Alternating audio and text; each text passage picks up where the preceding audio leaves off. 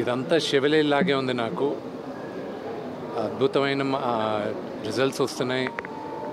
ఇది కంటిన్యూ అవ్వాలని ఆ పరమేశ్వరుని ప్రార్థిస్తున్నా. అందరికీ పరమేశ్వరుడు దేవుడు, కనిపించని దేవుడు ఒకడుంటాడు. మా సినిమా వాళ్ళకి, నటులకి, నిర్మాతలకి, ప్రేక్షకులే కనిపించే దైవాలు. వాళ్ళందరూ మమ్మల్ని ఆశీర్వదిస్తారని మనస్ఫూర్తిగా కోరుతున్నాను. దీనిపై మాటలు రాట్లా.